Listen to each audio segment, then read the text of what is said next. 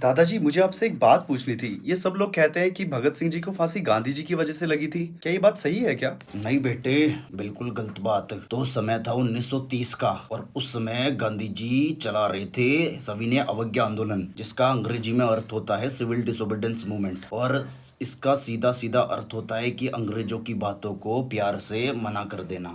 तो बेटे क्या हुआ, उस समय ब्रिटेन के प्रधानमंत्री थे रामसे मैकडोनल्ड, और उन्होंने वहां पे तैयारी करी राउंड टेबल कॉन्फ्रेंस की। तो 1930 में जब फर्स्ट राउंड टेबल कॉन्फ्रेंस हुआ तो गांधी जी तो सिविल डिसोबीडियंस मूवमेंट चला रहे थे, तो वो उधर नहीं गए। तो उससे क्या हुआ, रामसे मैकडोनल्ड की बहुत बेइज्जती हुई। और उसके बाद में रामसे मैकडोनल्ड ने वो जो भारत के जो वाइस रॉय थे लॉर्ड इरविन, उनको फोन लगाया कि गांधी जी को भी किसी भी कंडीशन में तुम्हें लंदन में भेजना है राउंड टेबल कॉन्फ्रेंस 2 में, जो कि 1931 में होने वाली थी। तो सारी जनता की डिमांड थी कि पहले आप भगत सिंह सुखदेव राजगुरु की फांसी रुकवाओगे उस बीच। और बेटा लॉर्ड इरविन ने 5 मार्च 1931 को गांधी जी की बात मान ली और गांधी इरविन पैक्ट साइन हुआ, जिसको दिल्ली पैक्ट भी कहा जाता है। और इसमें गांधी जी ने टोटल 11 डिमांडें रखी थी, जिसमें से जो एक मेन डिमांड थी कि जितने भी राजनीतिक कैदी हैं सबको रिहा कर दिया जाए। तो लॉर्ड इरविन ने सारे राजनीतिक कैदियों को तो रिहा कर दिया, पर जैसा आपको पता होगा कि जो भगत सिंह सुखदेव थे वो एसीपी सॉन्डर्स के मर्डर के केस में जेल में गए थे। तो जैसे ही गांधी जी को लगा कि लॉर्ड इरविन ने उनकी कुछ बातें मान ली हैं, तो उस चक्कर में गांधी जी क्या किया कि लंदन चले गए second round table conference attend करने। और